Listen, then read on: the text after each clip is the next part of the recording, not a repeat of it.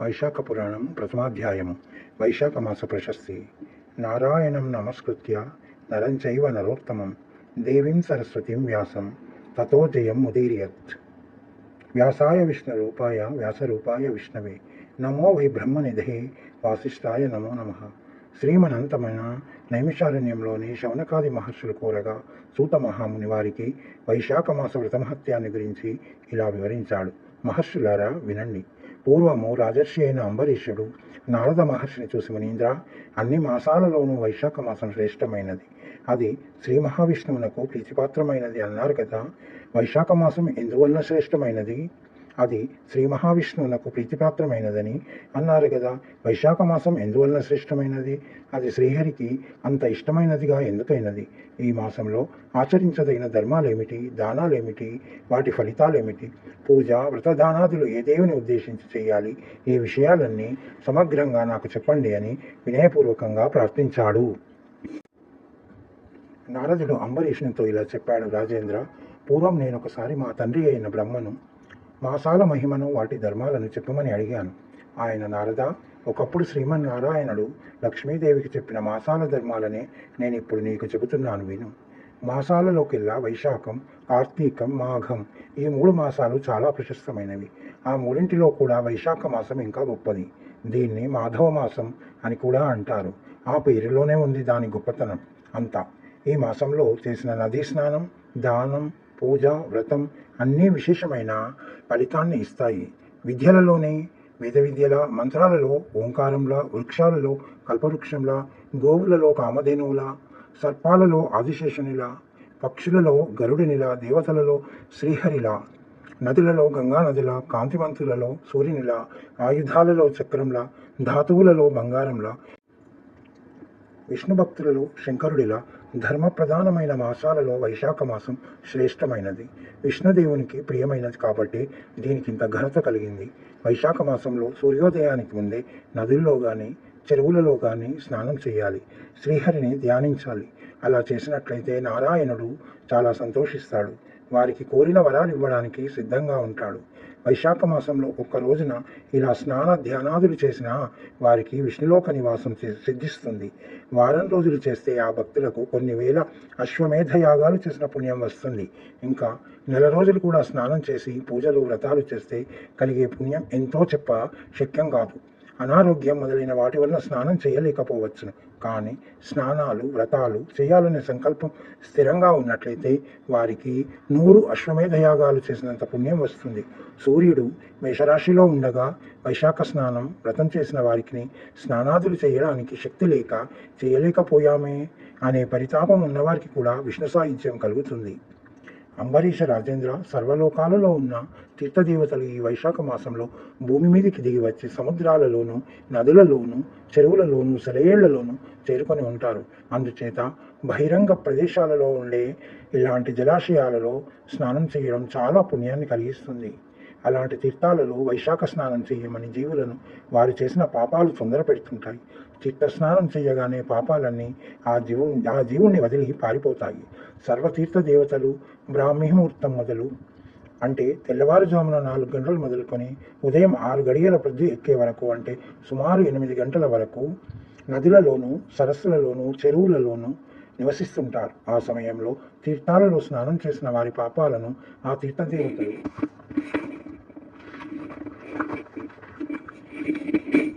పోగొట్టి వారిని పవిత్రులను చేస్తారు. శ్రీహరి ఆజ్ఞ చేత తీర్థదేవతలు ప్రతిరోజు అలా తీర్థాలలో స్నానమాడిన వారి పాపాలను నశింపజేస్తూ తిరిగి తమ స్థానాలకు వెళ్ళిపోతుంటారు. అంటే వేకువనే 4 గంటల నుండి సూర్యోదయమైన తర్వాత 8 గంటలు అయ్యే వరకు చేసిన స్నానాదులే జీవులకు పుణ్యఫలాన్ని ఇస్తాయి అని గ్రహించాలి. ఇది స్కంద పురాణం వైష్ణవఖండంలోని వైశాఖ పురాణంలో ప్రథమాధ్యాయము. వైశాఖ పురాణము 2వ అధ్యాయం. వైశాఖ మాసంలో చేసే దానాలు, వాటి ఫలితాలు. నారద మునీంద్రుడు అంబరీషునితో తిరిగి ఇలా అన్నాడు. మహారాజా, విష్ణుమూర్తికి చాలా ఇష్టమైనది కనుకనే వైశాఖ మాసాన్ని మాధవ మాసం అని కూడా అంటారు. ఈ వైశాఖ మాసంతో సమానమైన మాసం కానీ, కృతయుగం లాంటి ప్రశస్తమైన యుగం కానీ, వేదంతో సమానమైన శాస్త్రం కానీ, గంగాజలంతో పోర్చదగిన తీర్థం కానీ, వైశాఖంలో జలదానం లాంటి దానం కానీ, అర్ధాంగితో అనుభవించే సౌఖ్యం లాంటి సౌఖ్యం కానీ, వ్యవసాయం వలన కలిగిన సంపదతో సాటి వచ్చే సంపద కానీ, బ్రతకడం వలన కలిగే లాభం వంటి లాభం కానీ త్రిలోకాలలో ఎక్కడా కనిపించదు. ఉపవాసంతో చేసిన తపస్సు వంటి తపస్సు లేదు. దానం వలన లభించే సౌఖ్యం వంటి సౌఖ్యం లేదు. భూతదయతో సమానమైన ధర్మం లేదు. భోజనం చేస్తే కలిగే తృప్తి వంటి తృప్తి లేదు. ధర్మాచరణతో సమానమైన మిత్రుడు లేడు. ధర్మో రక్షతి రక్షిత అని సూక్తి. సత్యవ్రతంతో సాటి వచ్చే కీర్తి లేదు. ఆరోగ్యాన్ని మించిన భాగ్యం లేదు. శ్రీమన్నారాయణుని మించిన రక్షకుడు లేడు. వైశాఖమును మించిన మాసం లేదు అని కవులంతా వర్ణిస్తారు. వైశాఖ మాసం శ్రీనాథునికి చాలా ప్రియమైన మాసం కాబట్టి అతనికి ప్రీతి కలిగేటట్లు పూజలు వ్రతాలు చేయాలి. అలా చేయకుండా వృధాగా గడిపిన వాడు అధర్మపరుడు కావడమే కాదు, పశుపక్ష్యాది అనేక నీచ జన్మలు ఎత్తుతాడు. వైశాఖ వ్రతం చేయకుండా ఎన్ని యజ్ఞయాగాలు చేసినా, ఎన్ని నూతులు చెరువులు తవ్వించినా అవన్నీ నిష్ఫలములే అవుతాయి. వైశాఖ మాస వ్రతం చేస్తూ తాను ఏది తిన్నా మాధవునికి నివేదన చేసి తిన్నట్లయితే ఆ వ్రతదీక్షాపరుడికి నారాయణులో ఐక్యం పొందే భాగ్యం కలుగుతుంది. అధికంగా ధనవ్యయం చేసే ధర్మకార్యాలు ఎన్నో ఉన్నాయి. ఉపవాసాలతో శరీరాన్ని శ్రమపెట్టే వ్రతాలు కూడా ఎన్నో ఉన్నాయి. అవి అన్నీ అల్పమైన ఫలితాలనిచ్చి పునర్జన్మను కలిగిస్తాయి, అంటే మోక్షాన్ని కలిగించవు. ఈ వైశాఖ మాస వ్రతం మాత్రం తప్పక మోక్షాన్ని ప్రసాదిస్తుంది. వైశాఖ మాసంలో ఎండలో వచ్చిన వారికి కుండలోని చల్లని మంచినీళ్ళిస్తే సర్వ పుణ్యతీర్థాలలోనూ స్నానం చేసిన పుణ్యము, సకల దానాలు చేసిన పుణ్యము సులభంగా వస్తుంది. తనకు దానాలు చేసే శక్తి లేకపోతే చెయ్యగల ధర్మాత్ములను ప్రేరేపించి ధర్మకార్యాలు చేయించిన సకల సంపదలు కలుగుతాయి అని ధర్మశాస్త్రం. అంటే చేసినవాడు, చేయించినవాడు, ప్రోత్సహించినవాడు, దీనిని ఆమోదించినవాడు, ఈ నలుగురు పుణ్యంలో కానీ పాపంలో కానీ సమాన భాగస్వాములే అని అర్థం. సర్వదానాలు ఒకవైపున, వేసవిలో జలదానం ఒకవైపున త్రాసులో తూచినట్లయితే జలదానమే గొప్పదిగా కనిపిస్తుంది. వైశాఖంలో బాటసారుల దాహం తీర్చడానికి చలివేంద్రం ఏర్పాటు చేసిన వారి వంశంలోని వారందరూ తరిస్తారు. మంచి తీర్థం ఇచ్చిన వానికి విష్ణులోకంలో స్థానం లభిస్తుంది. ఇలా ఇచ్చిన మంచినీళ్లతో దేవతలు, పితృదేవతలు, సర్వప్రాణులు కూడా తృప్తిపడి వరాలిచ్చి అనుగ్రహిస్తారు. దాహం వేసిన వారికి మంచినీరు కావాలి, ఎండలో వచ్చిన వారికి నీడ కావాలి, చెమట పట్టిన వారికి విసనకర్ర కావాలి. ఇటువంటి వారికి గృహస్థులైన వారు జలపాత్రను, గొడుగును, విసనకర్రను దానంగా ఇచ్చి వారిని సేద తీర్చాలి. దాహం అన్న వారికి త్రాగడానికి నీళ్లు ఇవ్వని వాడు తర్వాత జన్మలో చాతక పక్షిగా జన్మిస్తాడు. దాహం అన్నవానికి చల్లని మంచినీళ్ళు ఇచ్చి ఆచరించిన వాడికి అనేక రాజసూయ యాగాల ఫలితం దక్కుతుంది. ఎండలో అలసి వచ్చిన వానికి విసనకర్రతో విసిరితే గరుత్మంతుడంతటి వాడి పుట్టి 3 కాలాలలోనూ సంచరిస్తాడు. విసనకర్ర లేకపోతే కప్పుకున్న కండువా తీసి విసిరినా ఈ ఫలం దక్కుతుంది. అడిగిన వారికి మంచినీళ్ళు ఇవ్వని వాడు వాతరోగంతో బాధపడతాడు. విసనకర్రను ఇవ్వని వాడు నరకంలో బాధలు అనుభవిస్తాడు. తిరిగి భూలోకంలో పాపాత్ముడై జన్మిస్తాడు. గొడుగును దానం చేస్తే ఆధ్యాత్మిక దుఃఖాలు, ఆది భౌతిక దుఃఖాలు, అధిదైవికాలు అన్నీ నశించి ఇహపర సౌఖ్యాలు పొందుతారు. గొడుగుని ఇవ్వని వాడు నిల్వ నీడలేక పిశాచమై పుడతాడు. వైశాఖ మాసంలో చెప్పులను ఇచ్చినవాడు యమదూతల నుండి తప్పించుకొని విష్ణులోకాన్ని చేరుతాడు. చెప్పులు లేవన్న వారికి చెప్పులు కొని ఇచ్చినవాడు తర్వాత జన్మల్లో మహారాజు అవుతాడు. బాటసారులు విశ్రాంతి తీసుకోవడానికి మండపాలు, చావిళ్ళు కట్టించి ఇచ్చే వారి పుణ్యం ఎంతో బ్రహ్మదేవుడు కూడా చెప్పలేడు.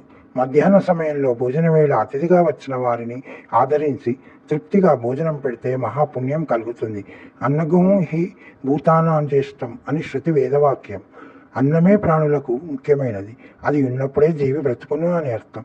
అటువంటి ప్రాణాధారమైన అన్నాన్ని పెట్టిన దాత యొక్క పుణ్యం ఇంత అని చెప్పలేము. జీవికి వెంటనే తృప్తి కలిగించేది అన్నం. అందుచేతనే అన్నదానం చాలా గొప్పదంటారు.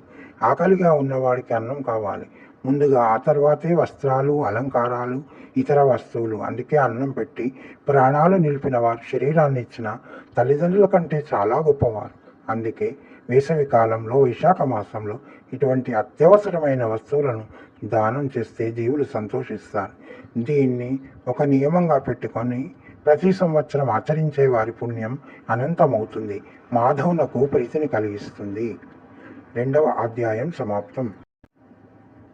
వైశాఖ పురాణం 3వ అధ్యాయం. వివిధ దానములు, వాని మహిమలు.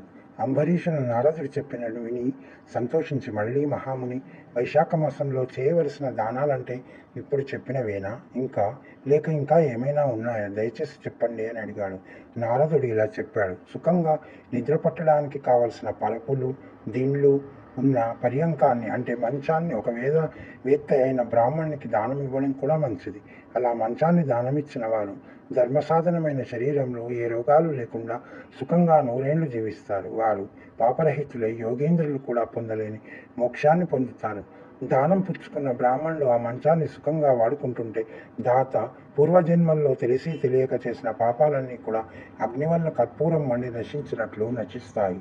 ప్రాతకాలంలో నదీ స్నానం చేసినంత మాత్రాన్ని పుణ్యఫలాన్ని ఇచ్చే వైశాఖ మాసంలో పరుపుతో కూడిన మంచాన్నే కాదు, రుచికరమైన ఆహార పానీయాలు అతిథులకు సమర్పించే మహాత్ములు కూడా రాజులై చక్రవర్తులై వంశపారంపర్యంగా భోగాలను అనుభవిస్తూ ఆయురారోగ్య ఐశ్వర్యాలతో పూర్ణజీవనాన్ని పొందుతారు.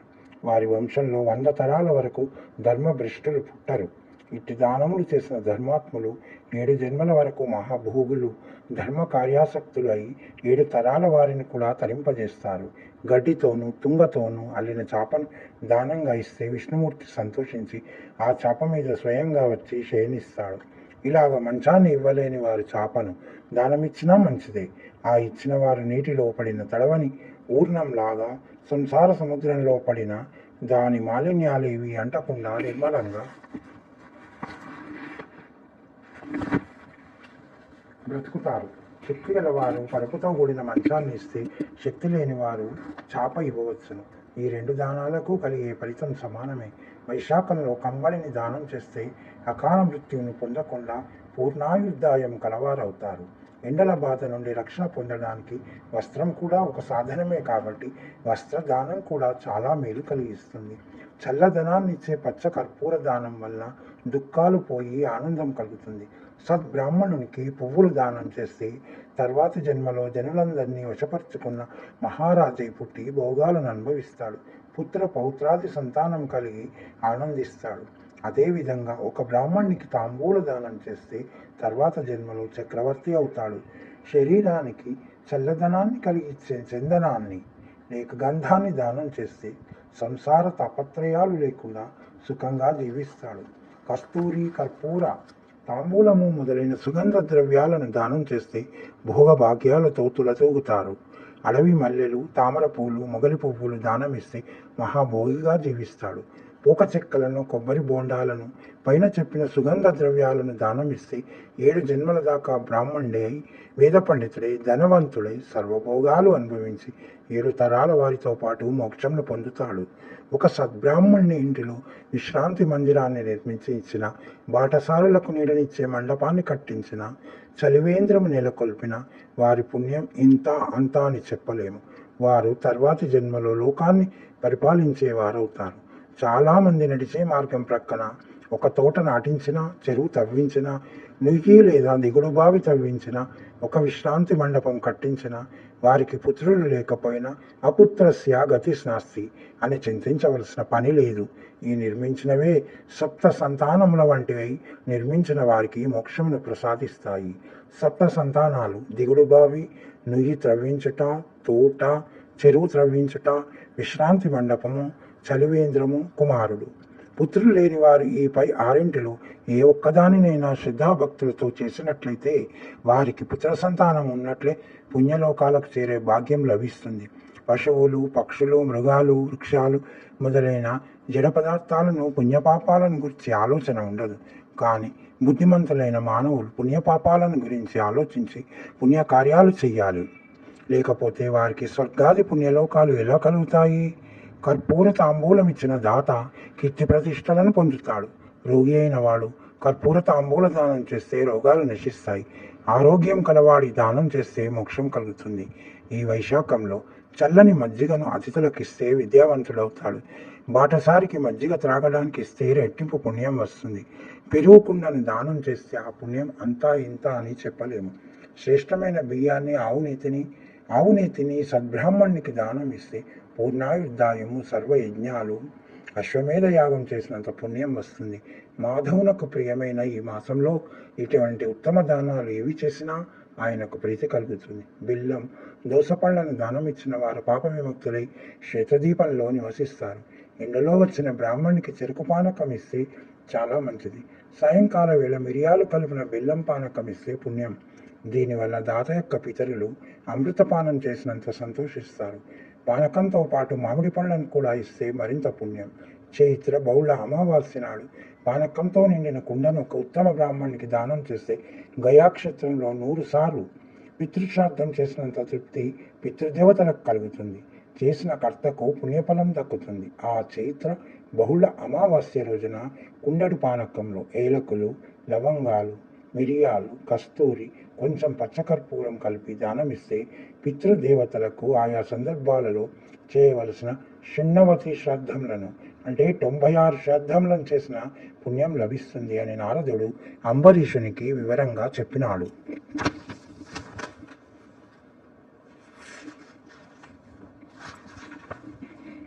3వ అధ్యాయం సమాప్తం.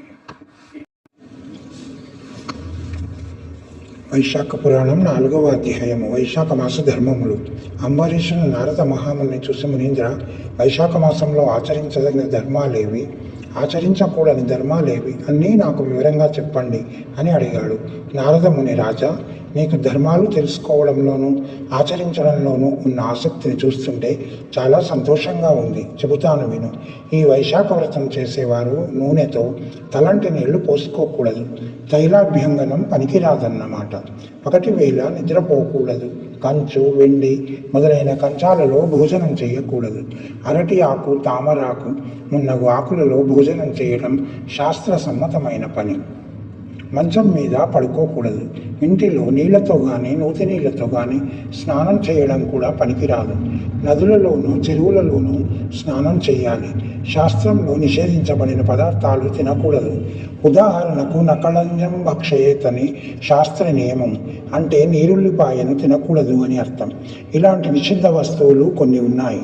వ్రతం చేసేవారు ఇలాంటి వాటిని తినరాదు. పగటిపూట మాత్రమే భుజించాలి.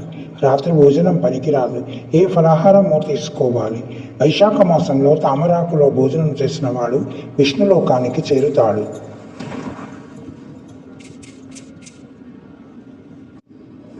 ఇందులో వచ్చిన అతిథిని ఆదరించి అతని పాదాలు కడిగి శిరస్సుపై చల్లుకోవాలి. ఇది వ్రతధర్మాలకెల్లా ఉత్తమం. ఇలా ఇళ్లలో వచ్చిన బ్రాహ్మణ్ణి లోనికి పిలిచి పీట మీద కూర్చోబెట్టి అభ్యాగత స్వయం విష్ణు అని భావించి అతని పాదాలు కడిగి శిరస్సు మీద చల్లుకుంటే ఆ చల్లుకున్న నీరు గంగాజల స్నానం కంటే పరమ పవిత్రమై సర్వ పాపాలను హరిస్తుంది. ఆ పైన అతిథికి సంతృప్తికరంగా భోజనం పెట్టాలి. దీనిని మించిన మాధవ పూజ మరి ఒకటి లేదు. మాధవునికి ఇష్టమైన వైశాఖ మాసంలో శక్తి ఉండి కూడా నదులలోనూ చెరువులలోనూ స్నానం చేయకుండా నూతి నీళ్ళ స్నానం చేసేవారు, ఆకులలో కాకుండా కంచాలలో భుజించేవారు, విష్ణు పూజలు అతిథి సత్కారాలు చేయని వారు తర్వాత జన్మలో గాడిదగాను ఆపై జన్మలో కంచర గాడిదగాను పుడతారు. వైశాఖ మాస వ్రతం చేయని వారికి అధమమైన జన్మలు కలుగుతాయి. వైశాఖ మాసంలో నదీ తటాకాలలో స్నానం చేయని వారు 100 జన్మలలో శునకంగా పుడతారు. నదులు, సెలయేళ్ళు, చెరువులు అందుబాటులో లేని గ్రామాలు కొన్ని ఉంటాయి. అక్కడి వారు నూతి నీళ్ళ స్నానం చేయక తప్పదు. అలాంటి వారిని ఆ భగవానుడే క్షమించి ఉద్ధరిస్తాడు. వైశాఖ మాసంలో ఏ స్నానము చేయని వాడు పిశాచ జన్మ ఎత్తుతాడు. ఈ మాసంలో పిసినారితనం మాని అతిథులకు చేతనైనంత సేవ చేసిన వానికి సర్వసౌఖ్యాలు కలుగుతాయి, పాపాలు నశిస్తాయి. శ్రీహరిని ధ్యానిస్తూ ఈ మాసం అంతా నదీ స్నానాలు చేసిన వారికి వెనుకటి 3 జన్మల పాపాలు కూడా నశిస్తాయి. సముద్ర స్నానం చేస్తే 7 జన్మల పాపాలు నశిస్తాయి. గంగా, యమున, సరస్వతి, నర్మద, గోదావరి, కృష్ణ, కావేరి ఈ 7 సప్తగంగలు అంటారు.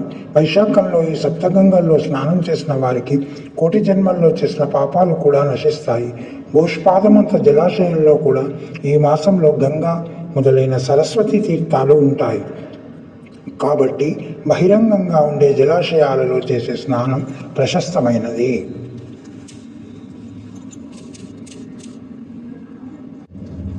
రసద్రవ్యాలలో పాలు ఉత్తమమైనవి.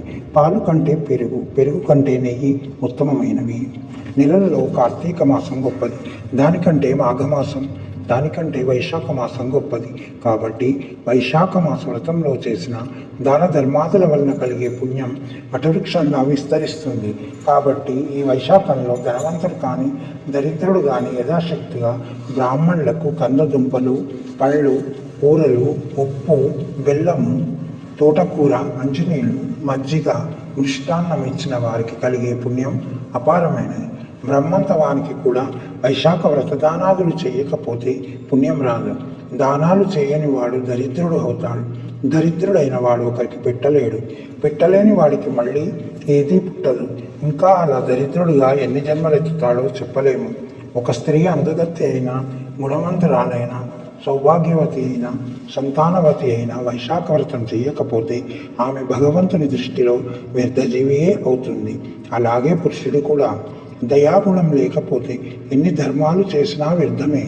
కూరలు, పప్పులు, పులుసులు ఎంత బాగా వండినా అందులో ఉప్పు లేకపోతే అవి అన్నీ వ్యర్థమే కదా. అలాగే సంవత్సరం అంతా ఎన్ని వ్రతాలు చేసినా ఈ వైశాఖ మాస వ్రతం చెయ్యకపోతే అవేవీ రాణించవు. కాబట్టి వివేకవంతుడై ప్రతి మానవుడు వైశాఖ మాస వ్రత మహత్యాన్ని తెలుసుకొని ఆచరించే ధన్యుడు కావాలి. అపురూపంగా లభించిన మానవ జన్మను సార్థకం చేసుకోవాలి. ఇతర మాసాలలో చేసే యజ్ఞాలు, యాగాలు, దానాలు, వ్రతాలు, హోమాలు మొదలైన వాటికంటే వైశాఖ మాసంలో చేసిన వాటికి చాలా ఎక్కువ ఫలితం ఉంటుంది. ఐశ్వర్య మదంతో ఉన్న మహారాజైన, కాముకుడైన, వ్యసనపరుడైన ఎవరైనా సరే వైశాఖ మాస వ్రతం చేస్తే, స్నానం చేస్తే అన్ని పాపాలు నశించి వైకుంఠానికి చేరుతారు అనడంలో సందేహం లేదు. వైశాఖ మాసంలో ప్రొద్దుట స్నానం చేసేటప్పుడు ఈ క్రింది మంత్రాలు చెప్పుకోవాలి. మధుసూదన దేవేశ వైశాఖే మేష గౌరవి ప్రాతస్నానం కరిష్యామి నిర్విఘ్నం కురు మాధవ. వైశాఖే మేషకే భానౌ ప్రాతస్నాన పరాయణ అర్ఘ్యంతేహం ప్రదస్యామి గృహాణ మధుసూదన. గంగాది పరితస్సర్వా తీర్థాని చ హ్రదాచ్చయే ప్రగృహీణీతా మయా దత్తం అర్ఘ్యం సమ్యక్ ప్రసీదత.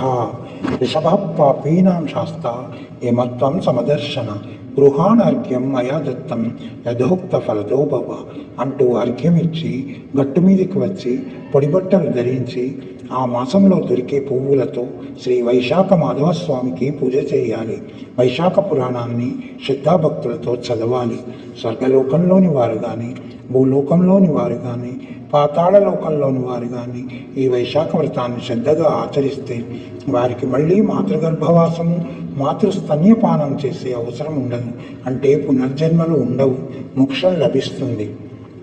నిషిద్ధమైన పనులు చేసేవారు అంటే వెండి, కంచు పాత్రలలో భోజనం చేసిన వారు, స్నానదానములు చేయని వారు, మాధవుని పూజించని వారు, తినకూడని వస్తువులు తిన్నవారు నరకలోకానికి పోతారు. బ్రహ్మహత్యా పాతకానికైనా ప్రాయశ్చిత్తం ఉంటుంది, కానీ ఈ నిషిద్ధ కర్మలు చేస్తూ వ్రతం మానిన వారి పాపానికి ప్రాయశ్చిత్తం లేదు. ఆరోగ్యం గల శరీరం కలిగి స్వతంత్రంగా పనిచేసుకోగలిగిన వాడై ఉండి నదీ తటాకాదుల సమీపంలోనే నివసిస్తూ ఉండి వైశాఖ వ్రతం చేయని వాడు, నోరు స్వాధీనంలో ఉండి కూడా శ్రీహరి నామస్మరణ చేయని వాడు బ్రతికి ఉన్నా చచ్చిన వాని కిందనే లెక్క. అటువంటి వాడు తర్వాత వరాహ జన్మమెత్తుతాడు. అందుచేత వైశాఖ మాసంలో నదీ తటాకాదులలో ప్రొద్దుట స్నానం చేసి తులసీ దళాలతో వైశాఖ మాధవుని అష్టోత్తర శతనామావళితో కానీ, సహస్రనామావళితో కానీ పూజించి పానకాలు, పళ్ళు మొదలైనవి నివేదన చేసి ఆ తర్వాత శ్రీ విష్ణు కథాశ్రవణం చేస్తూ పరమ భగవతోత్తముడైన వాడు తర్వాత జన్మలో విష్ణు భక్తులైన మహారాజే పుట్టి తాను వ్రతాలు చేసి తరిస్తూ ప్రజలను కూడా తరింపజేస్తాడు. రాజ్ఞి ధర్మిణి ధర్మిష్ఠాః పాపి చేత్ పాపినః ప్రజాః రాజాన మనువర్తంతే యథా రాజా తథా ప్రజ అని లోకోక్తి కదా. రాజు ధర్మాత్ముడైతే ప్రజలు ధర్మాత్ములవుతారు. రాజు పాపి అయితే ప్రజలు పాపాత్ములే అవుతారు. ప్రజలు ఎప్పుడూ రాజును అనుసరిస్తారు. రాజు ఎలా ఉంటే ప్రజలు అలాగే ఉంటారు అని అర్థం. వైశాఖ పురాణం 4వ అధ్యాయం సమాప్తం.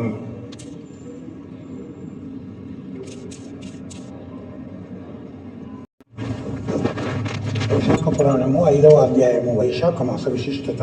అంబరీషుడు నారద మహర్షి వైశాఖ మాసం ఇతర మాసాలన్నింటికంటే చాలా ప్రశస్తమైనదని చెప్పినారు కదా, అదేమో నాకు సరిగా అర్థం కాలేదు, వివరంగా చెప్పండి అని అడిగాడు. నారదుడు ఇలా చెప్పాడు. మహారాజా విను.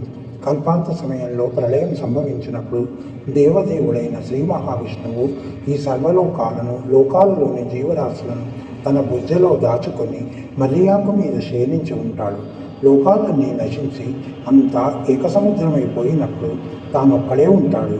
అంతవరకు అనేక జీవులుగా విస్తరించిన విశ్వరూపాన్ని ఉపసంహరించుకొని యోగ నిద్రలోకి జారుకుంటాడు.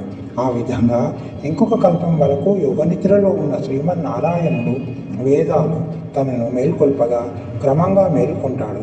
తన బుద్ధలో లీనమైపోయిన సర్వజీవరాశులకు యోగ్యమైన కర్మఫలాలను అందించేందుకు ఆ ప్రాణులను మళ్ళీ సృష్టించాలనే సంకల్పం ఆయనలో కలుగుతుంది. సంకల్పం కలిగిన వెంటనే ఒక బంగారు తామర పువ్వు అతని నాభిలో నుంచి వెలువడింది. ఆ పద్మంలో నుంచి చతుర్ముఖ బ్రహ్మను సృష్టించాడు. ఆ బ్రహ్మ నారాయణుని విరాట్ స్వరూపం నుంచి 14 లోకాలను సృష్టించాడు. అనేక విధాలైన కర్మలను ఆశ్రయించి ఉండే వివిధ జీవుల్ని వారి పూర్వ కర్మ ఫలాలకు తగిన రూపాలతోనూ పేర్లతోనూ సృష్టించాడు. ప్రకృతిని సత్వగుణము, రజోగుణము, తమోగుణము అను త్రిగుణాలను సృష్టించాడు. దేవతలను, ఋషులను, రాజులను, ప్రజలను సృష్టించాడు. రాజులను, వర్ణాశ్రమ ధర్మాలను, మర్యాదలను ఏర్పరిచాడు. మానవులంతా ధర్మబద్ధులుగా ఉండి ప్రవర్తించేటందుకు 4 వేదాలను వారికి అందించాడు. వేద ధర్మాలు, తంత్రాలు, సంహితలు, స్మృతులు, పురాణాలు, ఇతిహాసాలు అన్నీ రచించి ప్రజలలో ప్రచారం చేయడానికి మహర్షులను సృష్టించాడు. ఆ ఋషులు తాము ఆచరించి ప్రచారం చేసిన ధర్మాలను మానవులంతా ఆచరిస్తూ శ్రీహరికి సంతోషం కలిగిస్తుండేవారు. ఒకసారి విష్ణుదేవునికి ఒక కోరిక కలిగింది. ఈ సృష్టిలోని మానవులంతా తమ తమ ధర్మాలను చక్కగా ఆచరిస్తూ ఆస్తిక్య బుద్ధితో ప్రవర్తిస్తున్నారా లేదా చూడాలని బయలుదేరాడు. మానవుల జీవనాలకు తగినట్లుగా కాల ప్రమాణాలు, క్షణాలు, ముహూర్తాలు, దినాలు, పక్షాలు, మాసాలు, ఋతువులు, సంవత్సరాలు కూడా సృష్టించడం జరిగింది. సామాన్య ప్రజల ధర్మాచరణకు అనుకూలమైన ఋతువులు ఉన్నాయి, అనుకూలం లేని ఋతువులు ఉన్నాయి. అనుకూలంగా లేని ఋతువుల్లో ప్రజల ధర్మాలు ఎలా ఆచరిస్తారు? వర్షాకాలం వచ్చింది. వర్షాల వలన పీడింపబడిన ప్రజలు సరిగా తమ ధర్మాలను ఎలా ఆచరించగలుగుతారు? అలాంటి వారిని చూస్తే నా మనసులో అసంతృప్తి కలుగుతుంది కదా. కాబట్టి వర్షాకాలంలో ప్రజల ధర్మ కార్యాచరణాన్ని పరిశీలించకూడదు. శరత్కాలం వస్తుంది.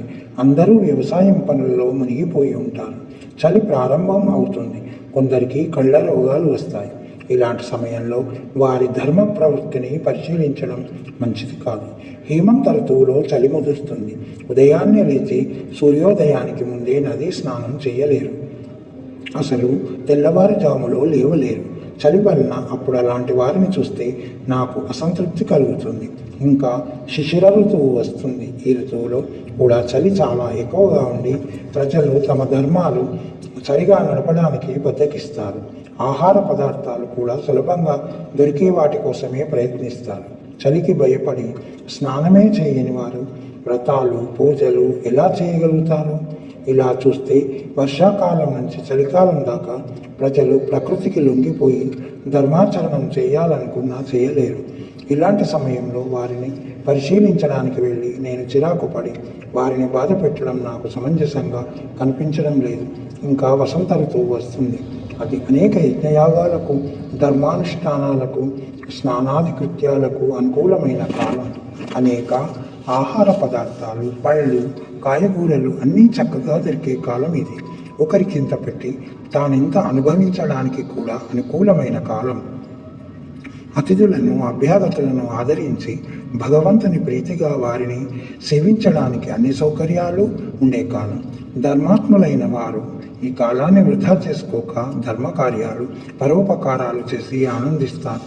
ధర్మనిష్ఠులైన వారు కొందరు ఏ కాలంలోనైనా ధర్మకార్యాలు ఆచరిస్తారు. అది వేరే విషయం.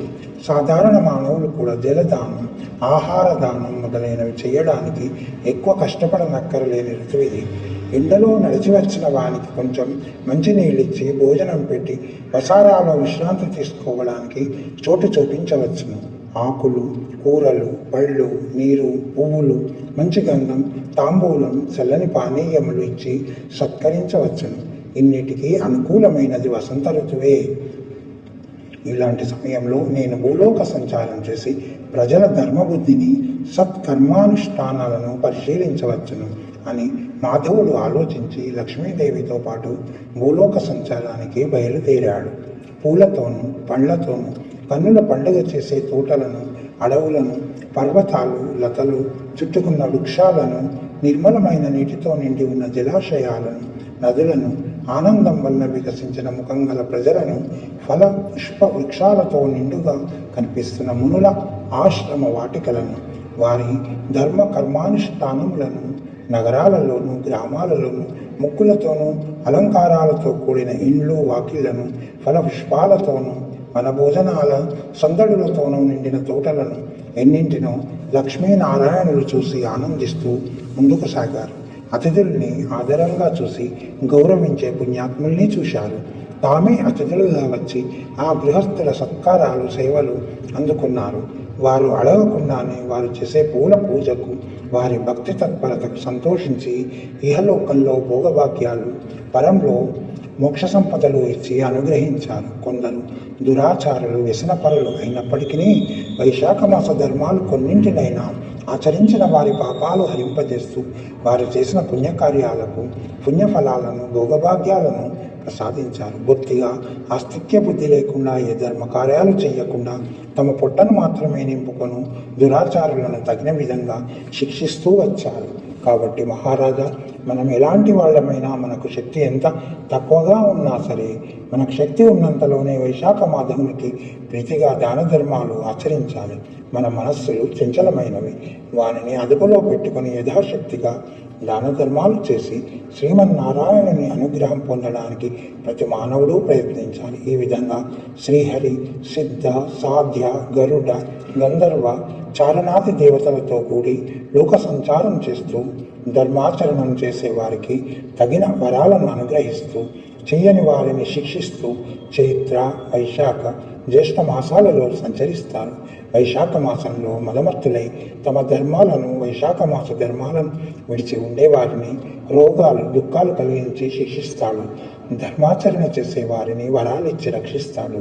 వైశాఖ మాసంలో విష్ణుమూర్తినే కాదు, మానవులు తమకిష్టుడైన ఏ దేవుని పూజించినా, ఏ దేవుని ఉద్దేశించి పూజ, దాన ధర్మ కార్యాలు చేసినా మాధవుడు సంతోషిస్తాడు. ఎందుచేతనంటే ఆకాశ పతి తంతోయం దాగచ్చతి సాగరం సర్వదేవా నమస్కారం కేశవం ప్రతిగచ్చతి అనే పురాణ సూక్తిని అనుసరించి ఏ దేవునికి చేసిన పూజలైనా ఆ కేశవునికే చెందుతాయి. ఎలాగంటే ఆకాశం నుండి కురిసిన వాన, నీరు నదుల ద్వారా సముద్రానికి చేరినట్లు ఒక మహారాజు పరివారంతో ప్రజల కష్టసుఖాలు తెలుసుకోవడానికి రాజ్యంలో సంచారం చేస్తున్నాడు. వెళ్ళిన చోటల్లా ప్రజలు ఆయనకు నీరాజనాలు పడుతూ పూజిస్తున్నారు. రాజు ఆ ప్రజలకు తన మీద ఉన్న భక్తి గౌరవాలకు సంతోషించి పన్నులు తగ్గించడం, వ్యవసాయాలకు చెరువులు తగ్గించడం చేస్తాడు కదా. మరొక చోటున్న ప్రజలు రాజును పరిపాలన బాగా లేదని దుర్మార్గుడిని దూషిస్తాడు. అప్పుడు ఆ రాజు ఆ దూషించిన వారిని దండిస్తాడు కదా. అలాగే సంచారానికి వచ్చిన శ్రీమన్నారాయణని ఎవరైతే భక్తి ప్రపత్తులతో పూజించి గౌరవిస్తారో వారిని సకల భోగభాగ్యాలిచ్చి అనుగ్రహిస్తాడు. దీనికి విరుద్ధంగా ప్రవర్తించే వారిని ఆయన ఏదో రూపంగా శిక్షిస్తాడు. ఆయన వెంట వచ్చిన పరివార దేవతలు కూడా నాస్తికులను శిక్షిస్తారు. కాబట్టి వైశాఖ మాసంలో ఋషులు పురాణాలలో చెప్పిన ధర్మకార్యాలను సక్రమంగా ఆచరిస్తూ మానవులు అదే వారి దేవుని అనుగ్రహం పొందడానికి ప్రయత్నించాలి.